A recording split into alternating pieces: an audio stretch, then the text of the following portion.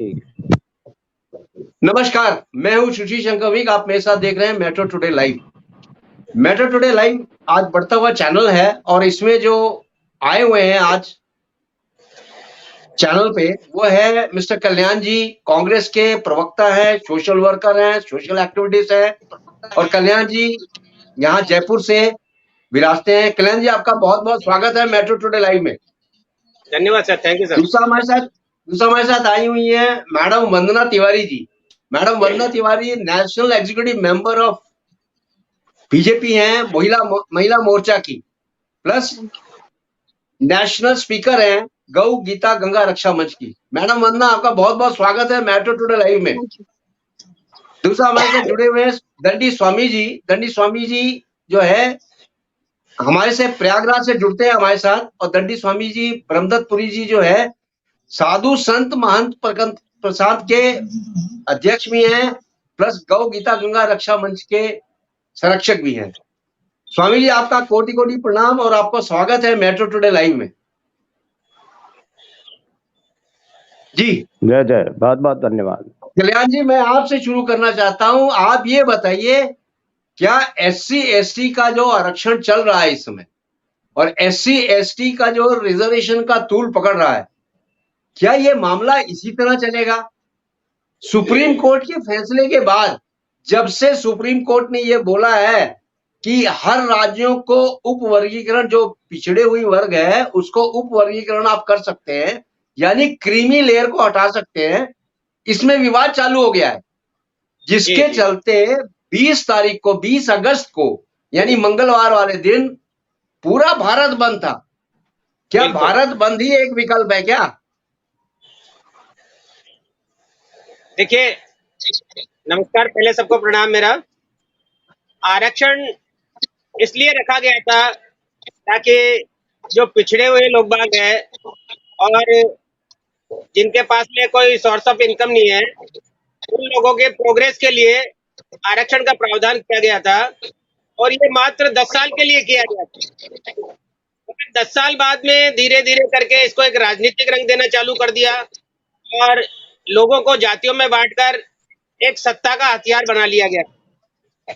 आरक्षण वैसे तो क्या है कि सामंतीवाद से 1901 में वो महाराष्ट्र में कोल्हापुर में एक सामंतशाही राजा थे, शाहजी, उन्होंने चालू किया था। उसके बाद में धीरे धीरे करके ये पार्टियों में भी चालू हो गया और ये अभी भी चल रहा है। अब आरक्षण एक इस तरह का मुद्दा है, उसको कोई नहीं छोड़ना चाहता, क्योंकि आरक्षण को धीरे धीरे करके VP सिंह जी ने बढ़ा दिया और VP सिंह जी ने बढ़ाने के बाद में फिर 2020 तक ये बढ़ा, और 2020 के बढ़ने के बाद में ये 2030 तक का इसका प्रावधान करके एक चेंज कर दिया गया है, या 2030 तक इसकी मंजूरी दे दी गई है। अब जैसा कि अब लग रहा है कि अब आरक्षण टूल पकड़ेगा, वो इसलिए पकड़ेगा क्योंकि अब जातियों की गणना होनी है, कौन सी जाति के कितने लोग बाग हैं और वो कितनी जनसंख्या में है और किस तरह के हैं। एक तरह का ये रसगुल्ला हो गया, आरक्षण जो एक रसगुल्ला हो गया, इसको हर कोई आदमी खाना चाहता है, हर कोई आदमी अपने पाले में रखना चाहता है। और अभी रिसेंटली जो सुप्रीम कोर्ट ने दिया है, ये भी मैं ये कहूंगा कि एक अच्छा डिसीजन नहीं कह सकता मैं मेरे हिसाब से, क्योंकि ये भी एक नूरा कुश्ती है या मुर्गे लड़ाऊ वाली कोई बात है, क्योंकि आरक्षण दिया जा रहा था। जब 2003 में आरक्षण खत्म हो रहा है तो उसमें से वर्गीकरण करने की आवश्यकता नहीं है, इसको बिल्कुल समाप्त कर देना चाहिए, या फिर ऐसे लोगों को देना चाहिए जो लोग बाग आर्थिक और सामाजिक पिछड़े हुए लोग बाग हैं, इसमें जाति हटा देनी चाहिए। SC ST OBC जातियां हटाकर उन लोगों को आरक्षण मिले जो बिल्कुल निम्न तबके हैं या आगे प्रोग्रेस नहीं कर पा रहे हैं, उन लोगों को आरक्षण मिले तो ज्यादा बेहतर होगा। ठीक है कल्याण जी, मैं आप पर दोबारा आऊंगा। मैडम वंदना से मैं पूछता हूँ, मैडम जी आप ये बताइए, पूछता है हिंदुस्तान, 20 अगस्त को जो भारत बंद हुआ था, क्या यही एक विकल्प है? दूसरा ये कि जो इस समय आरक्षण का मुद्दा चल रहा है पूरे देश में, ये बेसिकली 2 पॉइंट्स पे लड़ रहे हैं, दूसरा कानूनी पहला और दूसरा जो है राजनीतिक। तो आप ये कहां तक सच समझती हैं कि कानूनी लड़ाई और राजनीतिक लड़ाई 2 अलग अलग मुद्दे हैं, लेकिन दोनों लड़ रहे हैं SC ST के लिए? जी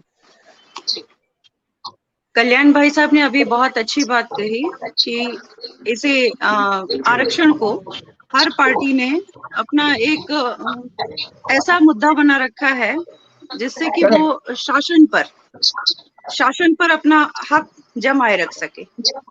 जी जी आरक्षण कोई मुद्दा शासन का था ही नहीं सर। जब भारत का बंटवारा हुआ था, जी जब भारत का बंटवारा हुआ था जी और उससे पहले जब हम संग्राम जीते थे, तब से लेकर भारत जो है, जो सोने की चिड़िया कहलाते हुए भी एक गरीब देश हो चुका था, जो एक माचिस की तीली तक नहीं बना सकता था। जी जी तो ऐसे में उसने विदेशों से काफी चीजें, मतलब आयात निर्यात रहता था। हमारे यहाँ जैसे किसान वर्ग बहुत अच्छे थे, कृषक हमारे अच्छे थे, हमारी भूमि उपजाऊ थी, तो हमारे यहाँ से अनाज जाता था, उनके यहाँ से बना हुआ माल हम लोग लेते थे। करेक्ट।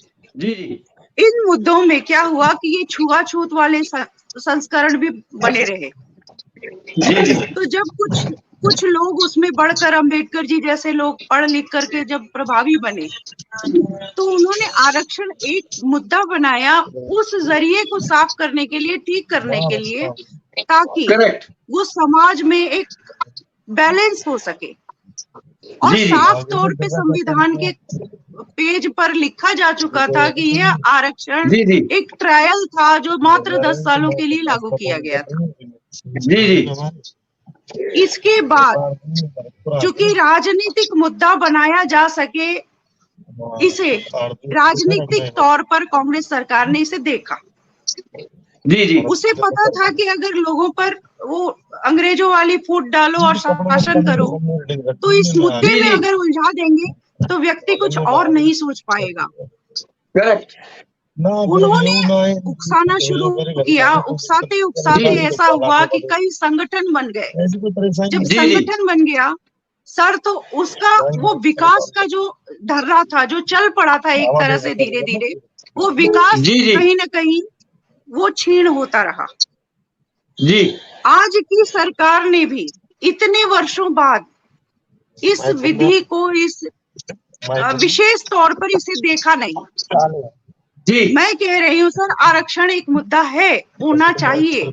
अगर मैं ये कहूँ कि रहता रहे, हमेशा रहे, लेकिन वंचितों को, शोषितों को, कमजोरों को, सर आरक्षण का अर्थ ही इन्होंने अनर्थ कर डाला है।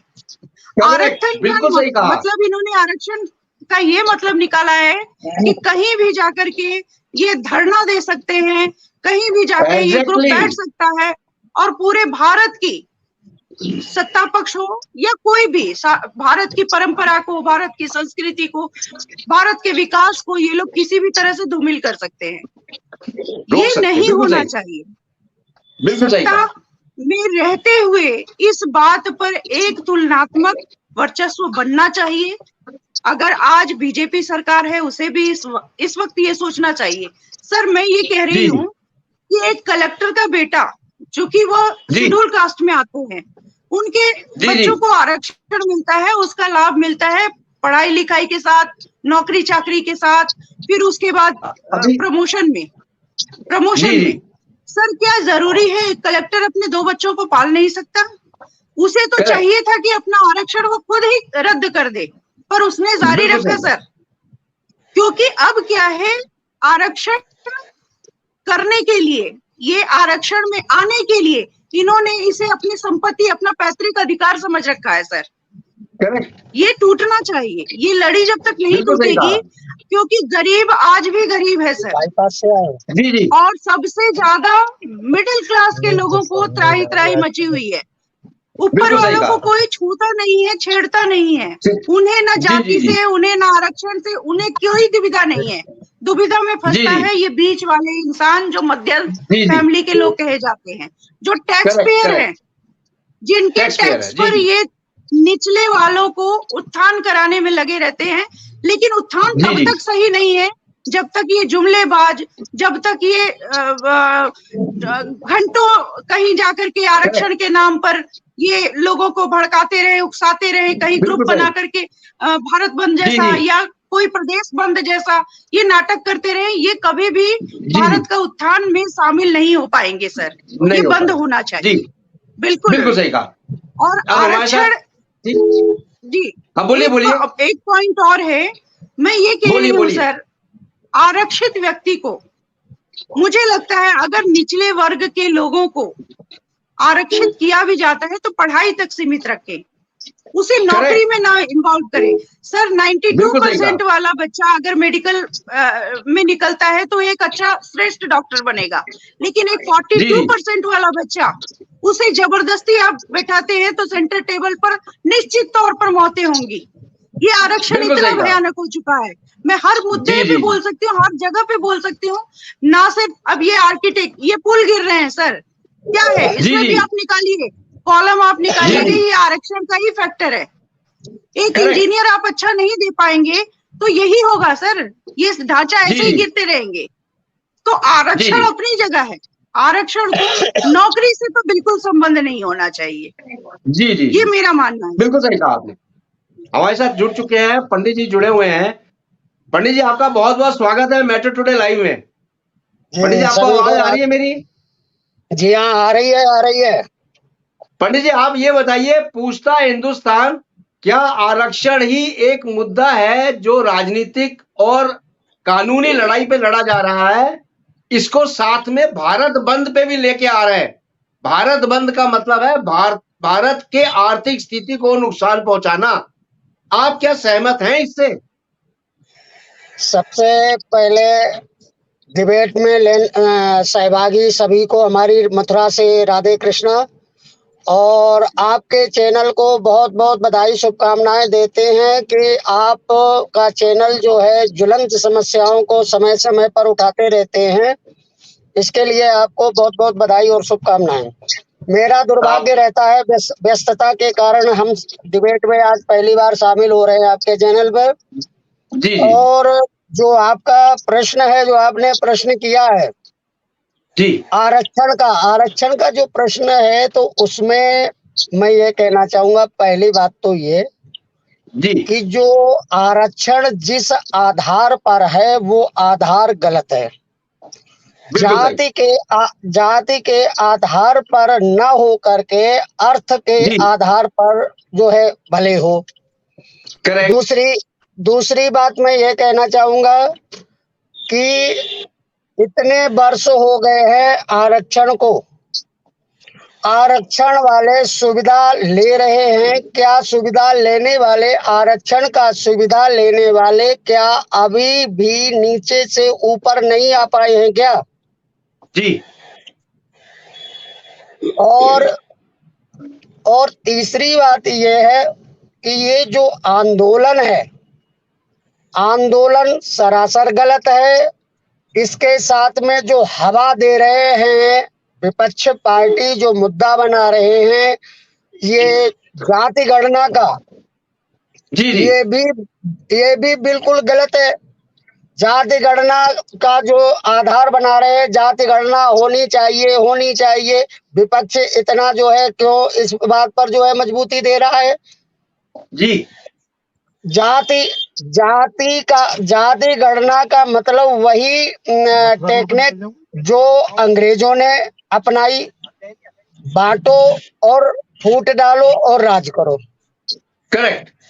वही अगर जाति गणना है, अगर होती है तो यही फिर वही बंटवारे की तरफ फूट डालो, राज करो, आपस में जातियों संगठित होने ही मत दो। आज मैं कहता हूँ हर हिंदू को मतलब ये समझना चाहिए कि हम केवल सनातनी हैं। बिल्कुल सही कहा। कल वृंदावन में 2 जगह कार्यक्रम थे। जी। और इसी विषय को लेकर थे, एक हिंदू सनातन संस्कृति के विषय में, और दूसरा एक और था यमुना जी के किनारे, उसमें भी संत महंत धर्माचार्य और भागवताचार्य बहुत लोग आए थे। दोनों कार्यक्रमों में मैं सम्मिलित हुआ था। जी। तो सबसे पहले हमको आज का समय ये है कि हर हिंदू को ये सोचना होगा कि हम सनातनी हैं। जी। और एक होने की बात करते तो सब हैं, लेकिन वही बात है कि बात आई और गई हो जाती है। केवल उतनी देर तक रहती है, हम एक हैं जितनी देर तक सम्मेलन है या मीटिंग है। इसकी हम शुरुआत कहाँ से करें? शुरुआत तो कहीं से करो। एक कैसे हो गए? मंदिरों के आरती के समय 5 आदमी नहीं पहुंचते हैं। मंदिरों में घंटी घड़ियाल की मशीन लगाई गई है। मशीनें क्यों लगाई गई? पुजारी ने मजबूरी में, कमेटी ने मजबूरी में लगाई कि जब अगर हम गाड़ी लेकर के पंचर हो गई, गाड़ी को जुड़वाने के लिए विधर्मी के पास यदि हम जाते हैं तो उसका 2 बज गया और जहां समय हुआ नमाज का, वो आपसे कहेगा आप 5 मिनट रुकिए, अभी मैं आता हूं। करेक्ट। और ग्राहक छोड़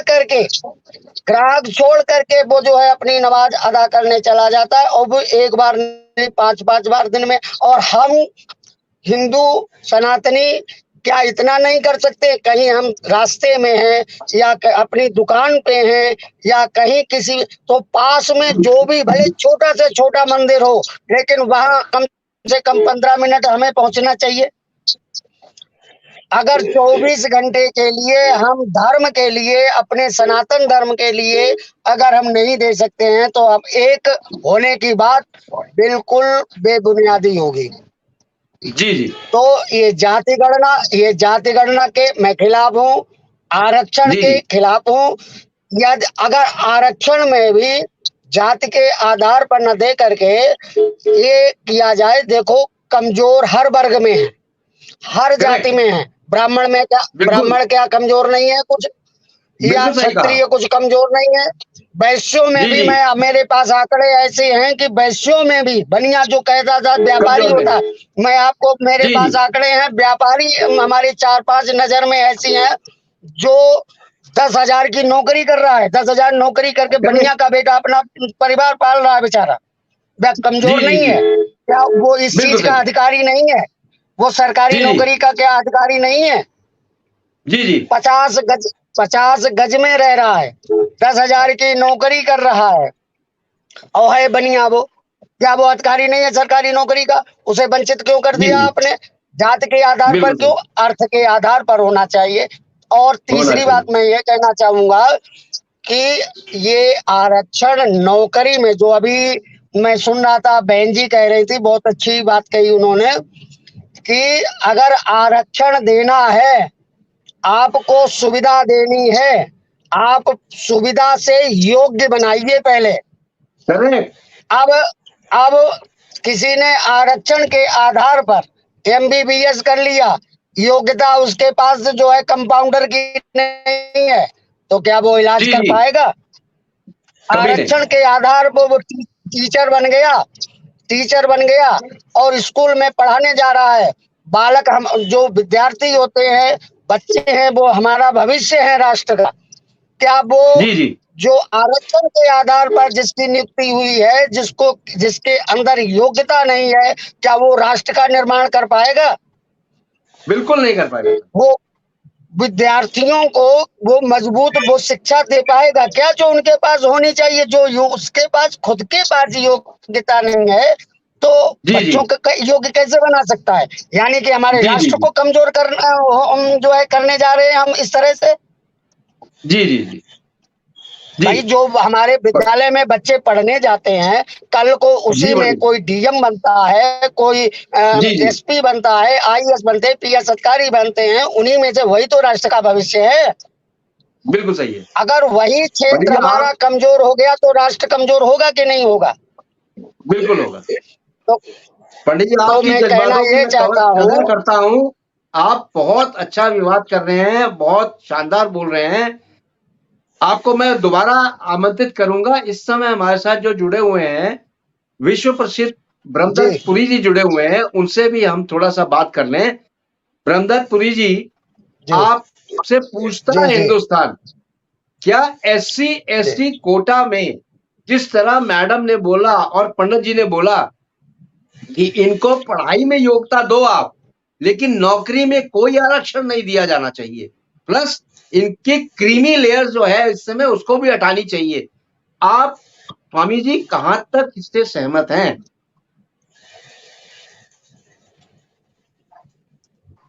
जी स्वामी जी, स्वामी जी आपको आवाज आ रही है मेरी? लगता है स्वामी जी का ऑडियो कनेक्शन नहीं हो पा रहा है। कल्याण जी, ये क्वेश्चन मैं आपके ऊपर डिपेंड करता हूं, आप बोलिए। स्वामी जी को आवाज नहीं जा रही है। कल्याण जी आप बोले। मैं पंडित जी की और हमारी बहन कल्पना जी की बात से बिल्कुल सहमत हूँ। वंदना मैडम। आरक्षण जो है शिक्षा के आधार पे दे या आर्थिक के आधार पे दे। अगर शिक्षा में आरक्षण है तो बच्चा एक इंटेलिजेंट बनेगा, पढ़ेगा, आगे प्रोग्रेस करेगा, तो स्वतः ही वो प्रोग्रेस हो जाएगा या आगे बढ़ जाएगा। ये है कि जाति के आधार पे जो आरक्षण दिया गया है उसमें कुछ पर्टिकुलर जातियां उसका पूरा फायदा उठा रही है और बाकी की जो जातियां हैं उनको कोई बेनिफिट नहीं मिल रहा।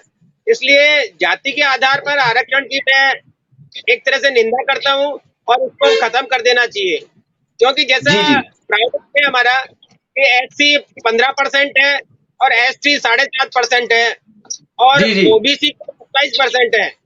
इस तरह से कुल जो है 49.5 आरक्षण दिया हुआ है। और आपको बता दूं कि 10% आरक्षण की और अभी डिमांड चल रही है। है वो डिमांड कर रहे हैं कि हमको भी 10% आरक्षण दिया जाए। तो ये सर गलत है। ये पार्टियां जो है सिर्फ अपना वोट बैंक बनाने के लिए लोगों को गुमराह कर रही है और कोर्ट जो है 50% से अब वो कभी आरक्षण दे नहीं सकता। अगर किसी ने दिया है तो उसको निरस्त कर देगा। कल्याण जी, ये आरक्षण का मुद्दा तो अपनी जगह है, लेकिन ये जो वर्गीकरण हो गया है आरक्षण में आरक्षण जो कोर्ट ने बोला है उस पे आप कहां तक सहमत हैं? क्रीमी लेयर को हटाने के बाद भी ये बोल रहे हैं। कोर्ट ने बिल्कुल सही कहा है। मैं आपको ये कह रहा हूँ कि उसमें कुछ जातियां उसका भरपूर फायदा उठा रही है और उन लोगों को काफी बेनिफिट है।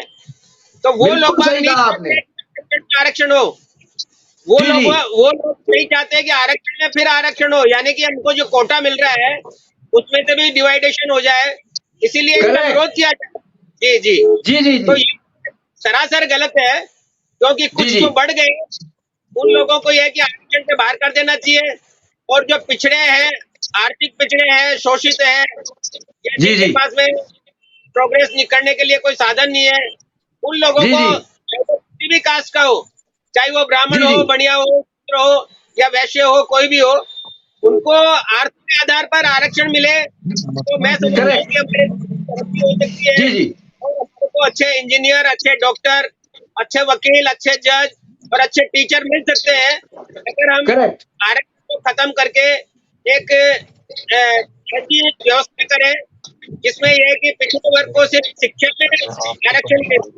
पढ़ाई में आरक्षण दे। कल्याण जी, मैं आपके पास वापस आऊंगा। स्वामी जी, आपको मेरी आवाज आ रही है? स्वामी जी, आपको आवाज आ रही है मेरी? लगता है स्वामी जी का ऑडियो ठीक नहीं है। तो वंदना मैडम जी, मैं आपसे ये पूछना चाहता हूं, पूछता है हिंदुस्तान, क्या इसी तरह जातियों के बीच में जो है आरक्षण को लागू करके पढ़ाई के साथ साथ नौकरियों पे भी आरक्षण को थोपने की प्रवृत्ति जो कर रहे हैं, कानूनी लड़ाई चल रही है, इसमें कहां तक लोग सक्सेस होंगे? और इसमें क्या भारत बंद या भारत की संपत्तियों को नुकसान पहुंचाना, अपनी बात मनवाना, क्या यही एक कारण रह चुका है, यही एक चीज रह चुकी है क्या देश के लिए? लगता है वंदना मैडम भी का भी ज्वाइन। ब्रह्मदत्तपुरी जी, आपको मेरी आवाज आ रही है? ब्रह्मदत्त जी, आपको आवाज आ रही है मेरी? नहीं आ रही है। पंडित जी आप बताएं, क्योंकि दोनों में से किसी को आवाज नहीं आ रही है, आप बताएं। जी पंडित जी आप बताइए। हाँ जी देखो, पंडित जी बोलिए। ये जो बंद का आवाहन करते हैं जी, तो या जो है बंद का आंदोलन हो या जो है रेलवे लाइनों पर बैठ करके या रोड पर बैठ करके जो आंदोलन होते हैं, इसके मैं सख्त खिलाफ हूँ। जी आंदोलन अगर करना है तो किसी पार्क में आप इकट्ठे होइए, करेक्ट। कोई बड़ी जगह रामलीला ग्राउंड हो, वहां पर इकट्ठे होइए। जो बड़ी जगह सिटी में हो, वहां इकट्ठे होइए, वहां पर आप आंदोलन करिए, प्रदर्शन करिए। जी। लेकिन सड़क को घेरना, सड़क पर आंदोलन करना, रेलवे पटरियों पर आंदोलन करना, इसको मैं बिल्कुल सरासर अनुचित मानता हूँ। क्यों? जी। आंदोलन आप कर रहे हैं, लेकिन उसी में कभी एम्बुलेंस फंस जाती है, जिसमें जो है गंभीर मरीज होता है। रास्ता न मिलने के कारण उसकी मृत्यु हो जाती है। जी। कहीं हमारा कोई जाने वाला है, उसकी ट्रेन रिजर्वेशन है, लॉन्ग रूट पे जाने वाला होता है, उसकी ट्रेन छूट जाती है। मतलब ये तो एक दो उदाहरण मैंने आपको दिए। जो समस्या जो आम पब्लिक होती है, आम जनता होती है, इस आंदोलन से बहुत अधिक प्रभावित होती है। इस प्रकार से आंदोलन से हम सहमति बिल्कुल नहीं जो है मेरी। ठीक है पंडित अग्निहोत्री जी, हम आपकी बात से सहमत हैं। आपके पास मैं दोबारा आऊंगा। मैडम वंदना जी हमारे साथ जुड़ चुकी हैं वापस। मैडम वंदना जी, आपको मेरी आवाज आ रही है? जी आ रही है। क्षमा चाहती हूँ, यहाँ बहुत बारिश हो रही है। हाँ, उसीलिए कनेक्शन आउट हो जा रहा है। मैं समझ गया, कोई बात नहीं। मैडम वंदना जी, आप ये बताइए जो इस समय। जी बोलिए। आरक्षण जो है, इसने पूरे विश्व को, मैं भारत नहीं कहूंगी, पूरे विश्व को पंगु बना रखा है सर। आरक्षण के नाम पर, जी, आरक्षण के नाम पर लोगों ने इसे अपना पैतृक अधिकार मान लिया है। इस वजह से गुंडागर्दी बढ़ गई है। जैसा भाई साहब बता रहे पहले के जो हमारे लोग बैठते थे, किसी वजह से किसी विषय को लेकर के बैठा जाता था, अनशन की जाती थी, इस चीज को इन्होंने मवाद बना दिया है सर। ये रोडों पर बैठते हैं सर, ये कार्यालयों के बाहर बैठते हैं, ये ऐसी जगह बैठते हैं जहां से धारा प्रवाह भारत की विकसित संख्या को, विकास को तोल दिया जा सके, खत्म किया जा सके, खराब किया जा सके। तो आरक्षण ने एक गुंडा जरूर पैदा किया है सर। आप दोगे नहीं तो जाओगे कहाँ, ये संस्कार आ गए हैं। मुझे समझ में नहीं आ रहा कि आरक्षण कब से जातियों में ही सिर्फ छुप कर रह गया। आरक्षण का मुद्दा तो ये होना था कि मानसिक रूप से, शारीरिक रूप से सबल बनाने के लिए, लोगों के लिए अगर आरक्षित किया जाता लोगों को तो अच्छा होता। आरक्षण मैं फिर कह रही हूँ, आरक्षण जरूरी है सर, निर्बल के लिए, असहाय के लिए, जो दिव्यांग है उनके लिए, जो मेधावी है उनके लिए आरक्षित करिए ना, उन्हें आगे बढ़ाइए। हर जाति में, हर जगह पर लोग कमजोर हैं, उन्हें अगर उठाने में आप आरक्षित कर सकते हैं, आरक्षण दीजिए। लेकिन आरक्षण का एक नपातुला शब्द लेकर के गुंडागर्दी का माहौल नहीं बनने देना चाहिए। इससे देश के विकास को बहुत बड़ा खतरा है सर।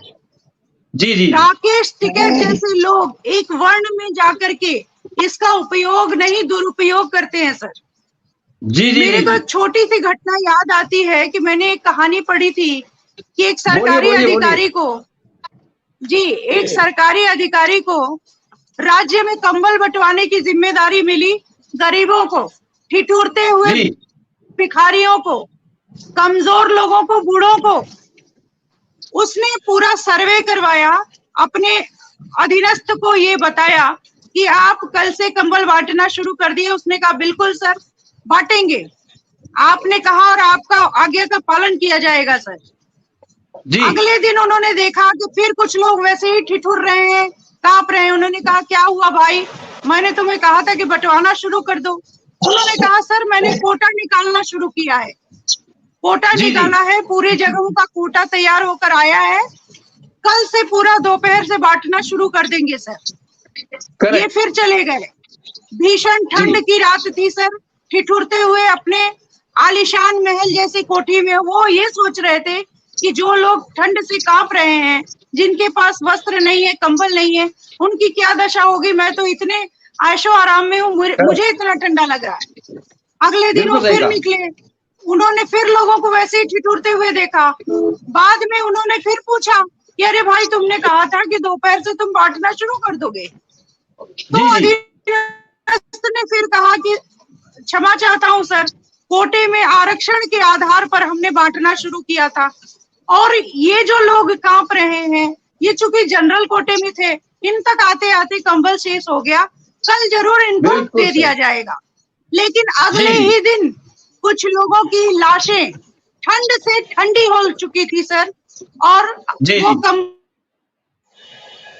जा सका सर।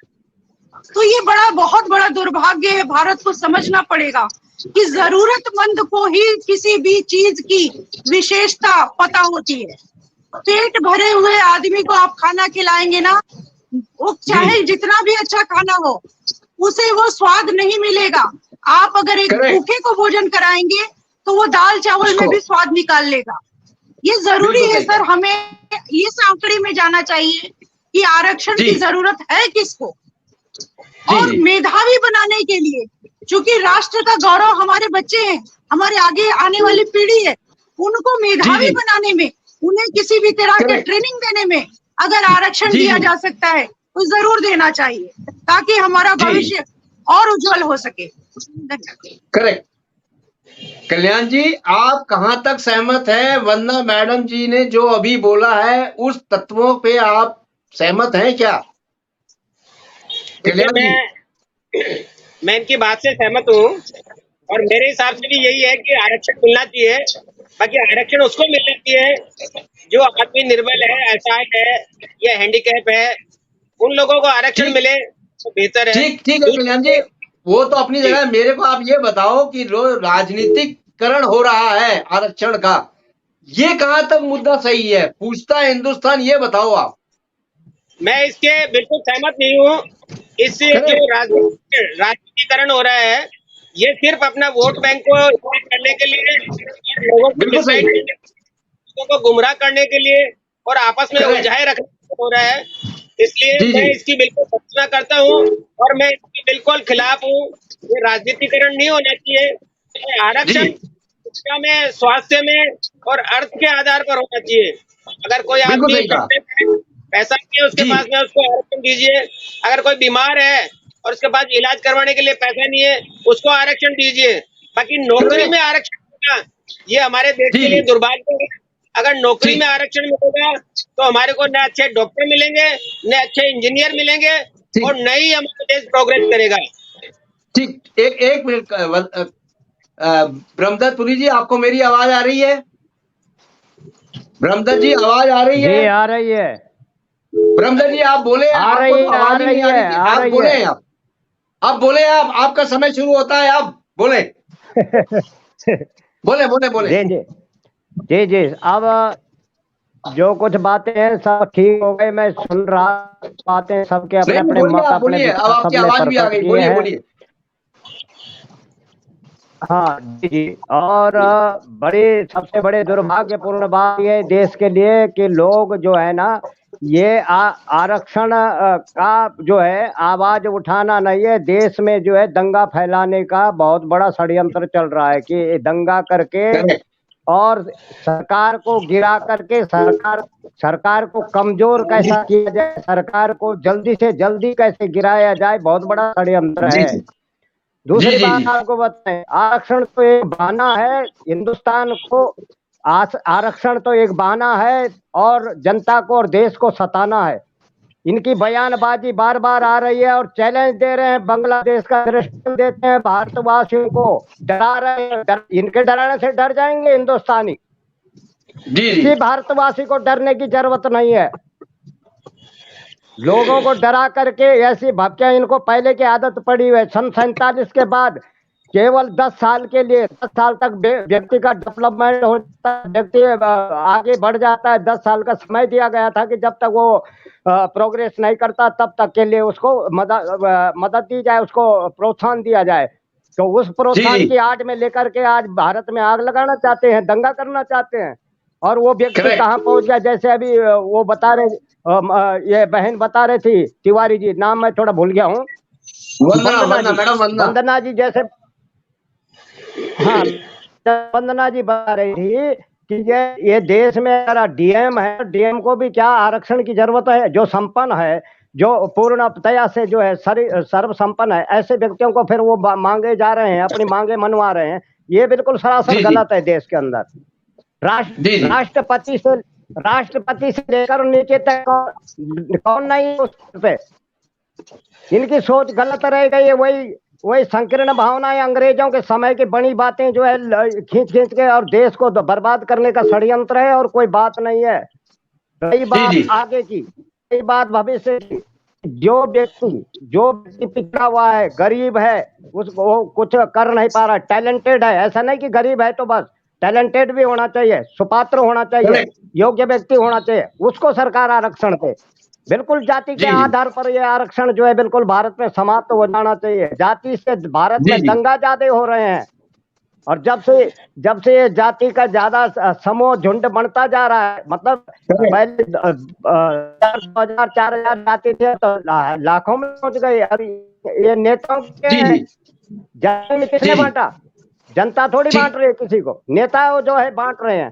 तो इसलिए अपना व्यक्तिगत कुर्सी का लाभ लेने के लिए भारत को परेशान न करें, भारत में दंगा न फैलाएं, मैं कह देना चाहता हूँ। ये सीधा संदेश है। अब मैं आपसे ही शुरू करता हूँ, सबको 2-2 मिनट दूंगा। एक सवाल मेरा है, पूछता है हिंदुस्तान, एक सवाल, जाति जनगणना होनी चाहिए या नहीं होनी चाहिए स्वामी जी, हाँ या ना? ठीक है, स्वामी जी को आवाज नहीं आ रही। कल्याण जी, जाति जनगणना होनी चाहिए कि नहीं होनी चाहिए? आपस में जो है जाति गणना से आपस में जाति गणना जो है भेदभाव के पैदा करती है। जाति जनगणना से देश में भेदभाव पैदा होगा जी। जाति गणना के कारण ये चाहते जाति गणना करा के भेदभाव पैदा करें। देखो तुम्हारी जाति तो इतनी कम है, उसकी जाति इतना ज्यादा है, फिर वो भड़काएंगे, उकसाएंगे जाति के नाम पर। एक बहुत बड़ा ट्रेंड चल रहा है, जाति जनगणना का लाभ इस ढंग से लेना चाह रहे हैं। ठीक है, कल्याण जी आप बोले। कल्याण जी आवाज आ रही? हाँ, कल्याण जी बोले। 140 करोड़ लोग बाग हैं, हम देश के 140 करोड़ लोग हैं, और गणना करने में कोई हर्ज नहीं है। गणना होनी चाहिए ताकि लोगों को पता लगे कि क्या है, किस तरह की पोजीशन है, हम लोग का कितना प्लस हुए, कितना माइनस हुए, और हम लोगों को क्या सुविधा देनी है, किसको सुविधा देनी है, स्कूल के लिए, कॉलेज के लिए, हॉस्पिटल के लिए, इनके लिए जाति गणना अति आवश्यक है। और मेरे हिसाब से जाति होनी चाहिए सर जी। ठीक, पंडित अग्निहोत्री जी, पूछता है हिंदुस्तान, क्या जाति जनगणना होनी चाहिए या नहीं होनी चाहिए? मेरे अनुसार तो जाति गणना करना बिल्कुल गलत है जी, क्योंकि ब्राह्मण लोग तो पहले से ही बदनाम है कि ब्राह्मणों ने जातियां बनाई, यूं किया तो किया, बांटा ब्राह्मणों ने नहीं बांटा, ब्राह्मणों ने जोड़ा है। पहले के विवाह होते थे उसमें जो है हर जाति को जोड़ा गया, चाहे कुम्हार हो, कहार हो, बारी हो, नाई हो, माली हो, भाट हो, सबको जो है ब्राह्मण ने जोड़ा। लोहा कंगन बनता था हाथ का, वो भी जो है ऊन का बनता था। वो बघेल के यहाँ से भेड़ की ऊन आती थी, लोहे का छल्ला पड़ता था, लोहार से आता था। लकड़ी के पट्टे जो आते थे बढ़ई के यहाँ से आते थे।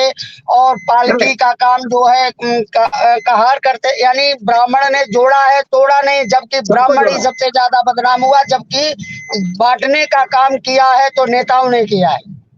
जी जी, बहुत सुंदर। इसलिए मैं बिल्कुल इस पक्ष में नहीं हूँ, जाति गणना के पक्ष में मैं बिल्कुल नहीं हूँ। ठीक है, वंदना मैडम जी, पूछता है हिंदुस्तान, क्या आप जाति जनगणना के पक्ष में है या नहीं पक्ष में?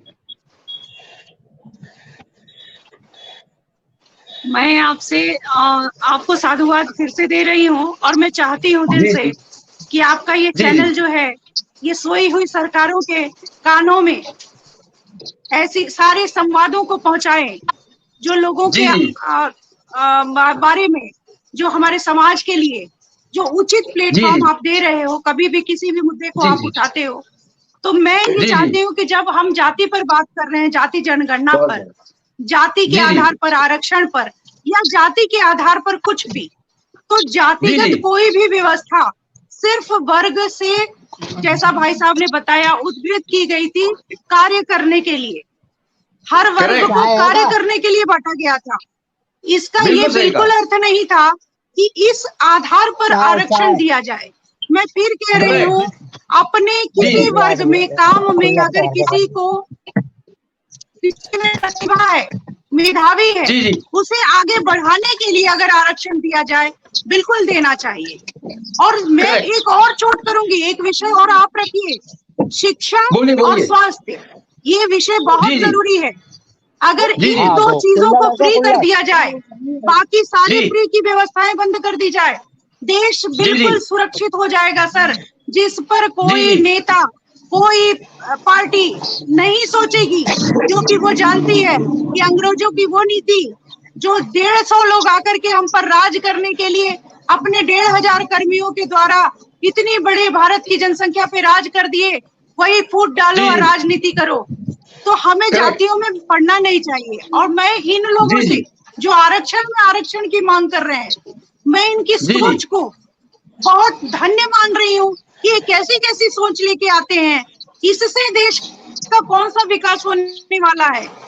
ये जो लोग तकिए में, बिस्तर में नीचे नोट बिछाकर सो रहे हैं, इससे देश का कौन सा लाभ होने वाला है सर? बीपीएल कार्ड इतने बनाए गए सर, उसमें कोई भी मजबूर नहीं है। आप घूम के देखिएगा, बीपीएल कार्ड वाले फॉर्च्यूनर में चलते हैं सर। तो ऐसा बिल्कुल सही कहा, सही कहा। लाभान्वित नीचे वाले नहीं होते, सरकार को इस पर दखल देनी पड़ेगी। और आपके चैनल के माध्यम से हम लोग जिस तरह प्रेम पूर्वक अपनी बातों को रख रहे हैं, अगर ये सरकार तक हम पहुंचा सके तो आपको बहुत बहुत साधुवाद है। बिल्कुल सरकार तक पहुंचेगी, वंदना मैडम, सारी डिबेट्स पहुंचती हैं सरकार तक। हम आप सबका स्वागत करते हैं और सबको धन्यवाद देते हैं। Thank you very much. जय हिंद, जय भारत। आप इसी तरह मेट्रो टुडे में आया करें और मेट्रो टुडे में अपना व्यक्त रखें। जय हिंद, जय भारत। जय हिंद, जय भारत।